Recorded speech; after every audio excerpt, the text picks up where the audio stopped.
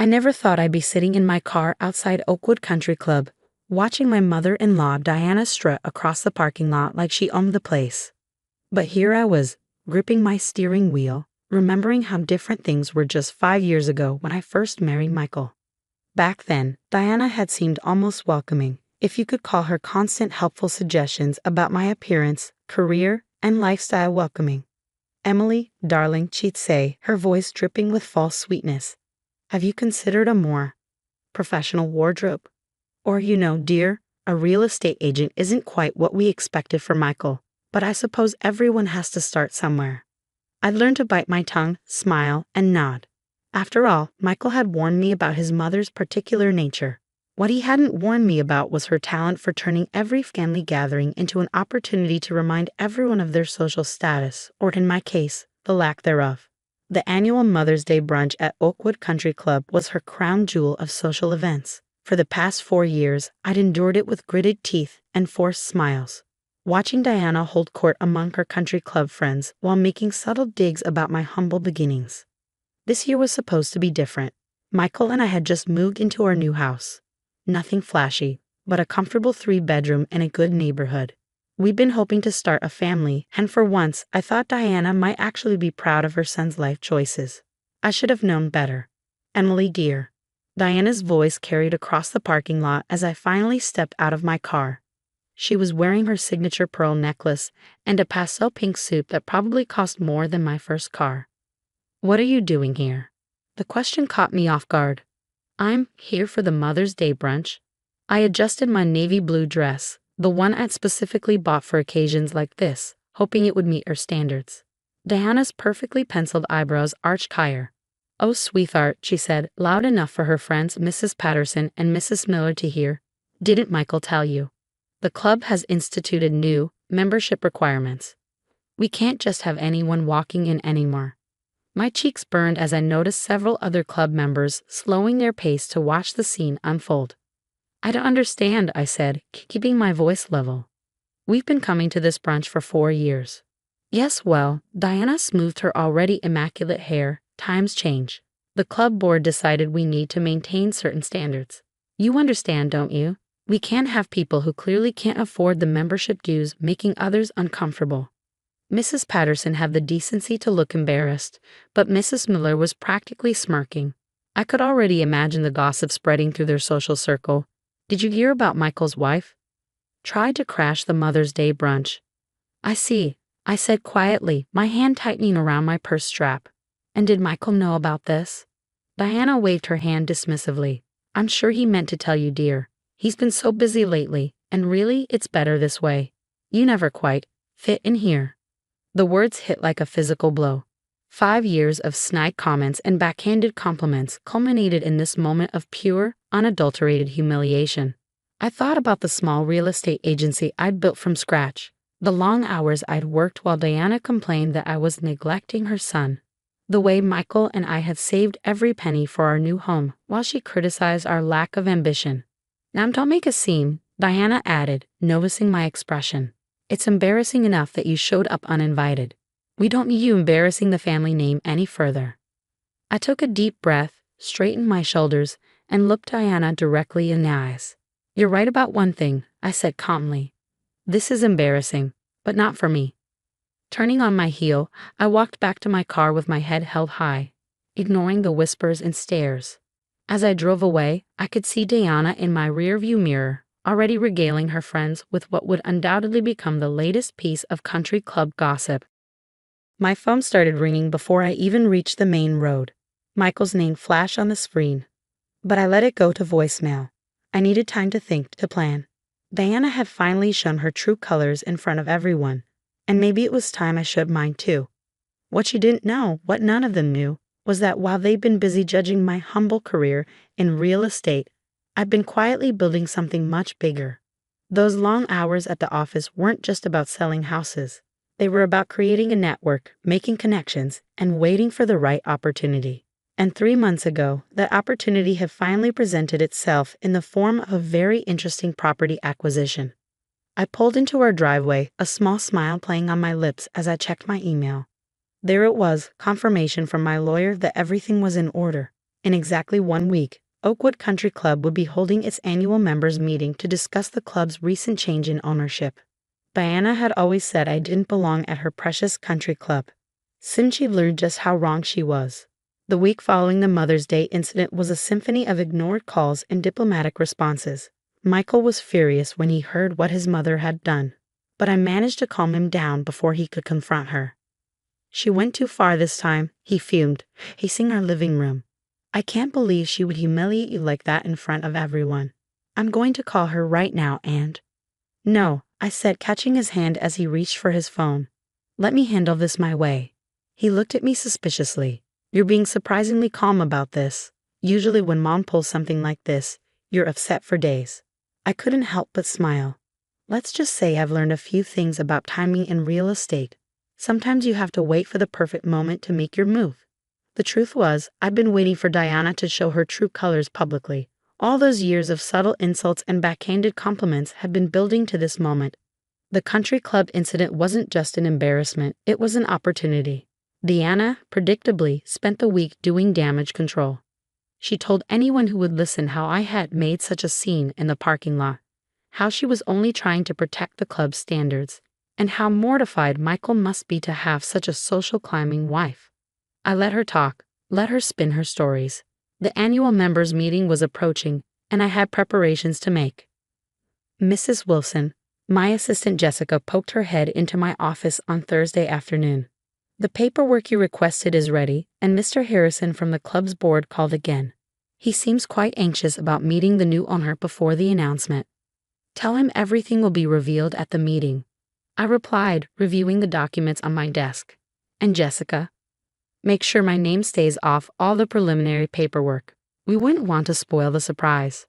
The acquisition had been surprisingly simple in the end. Oakwood Country Club had been struggling financially for years, something Diana and her friends didn't know because the board had kept it quiet. When I discovered this through one of my real estate connections, I created a holding company and made an offer they couldn't refuse. The night before the members' meeting, Michael finally caught on that something was happening. Emily, he said slowly, watching me lay out my outfit for the next day. A crisp white blazer and tailored black pants that practically screamed executive. Why do you have an invitation to the members' meeting? I thought Mom got us banned. I handed him the formal envelope. Read it carefully. His eyes widened as he scanned the letter. This isn't just an invitation. This is, Emily, are you? Remember last year when Diana said I should aim higher than just selling houses? I asked, unable to keep the smile off my face. Well, I took her advice. I aimed for the whole country club. The next morning, I arrived at Oakwood early. The parking lot was already filling up with luxury cars as members arrived for the meeting. I spotted Diana's Mercedes in her usual spot, front row, right next to the entrance, where everyone could see it.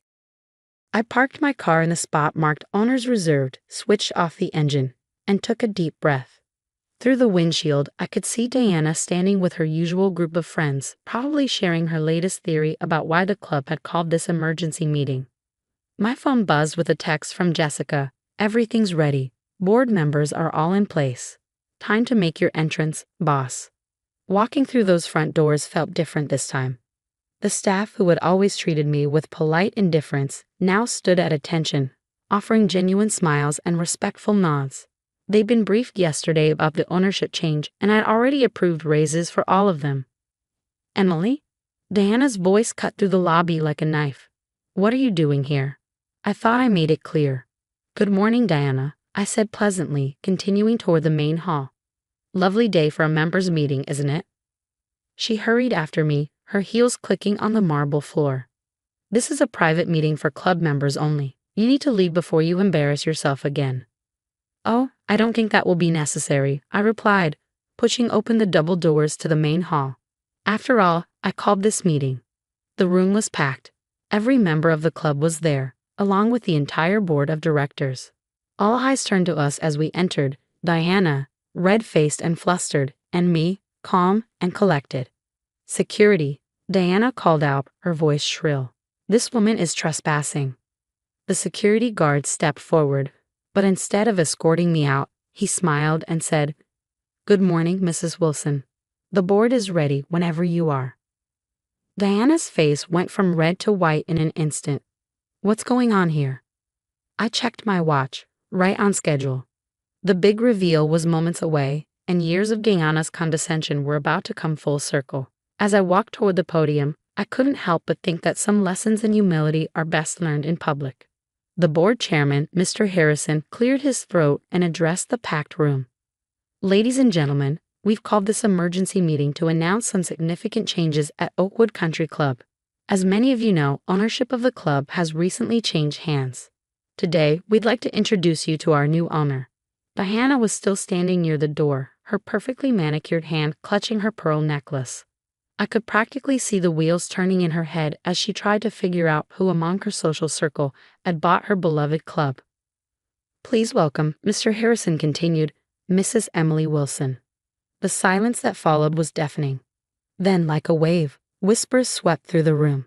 I stepped up to the podium, enjoying the look of absolute shock on Diana's face. Thank you, Mr. Harrison, I said, my voice clear and confident. As your new owner, I want to assure everyone that Oakwood's tradition of excellence will continue. However, there will be some changes to club policies, particularly regarding membership requirements. Mrs. Patterson's hand shot up. What kind of changes? I smiled. For starters, we'll be ending the practice of discriminating against members based on perceived wealth or social status. Oakwood will now judge its members by their character, not their bank accounts. Diana finally found her voice. This is ridiculous, she sputtered, stepping forward. You can't possibly own the club. You're just a real estate agent. Actually, mother dear, Michael's voice came from the back of the room as he walked in. Emily owns one of the largest real estate investment firms in the state. She's been buying and developing properties for years while you were busy judging her career choice. I nodded. That's right, and when I heard Oakwood was struggling financially, I saw an opportunity to save this historic club and perhaps teach a valuable lesson about judging people without knowing their true worth. The color drained from Diana's face as the implications sank in.